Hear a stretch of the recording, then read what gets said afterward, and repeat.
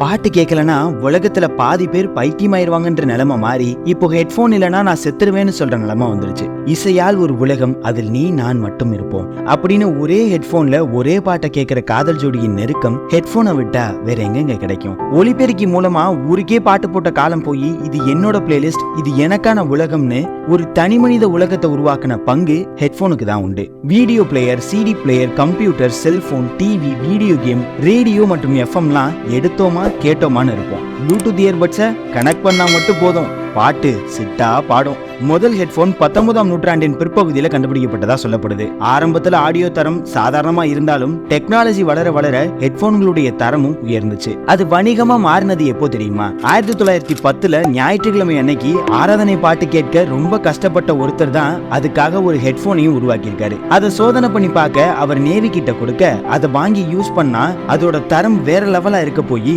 100 பேர் உடனடியாக அதை ஆர்டர் பண்றாங்க. அப்பதான் அதோட வணிகம் ஒலிக்க தொடங்குச்சு. ஹெட்போனுக்கு தமிழ்ல காதொலிப்பான்னு பெயர். நீதானே என் நரம்புக்குள் ஓடினாய் அப்படின்னு நரம்பின் வழியாக நரம்பாக நம்மை வழிநடத்தும் நல்ல நண்பன் இந்த ஹெட்போன்.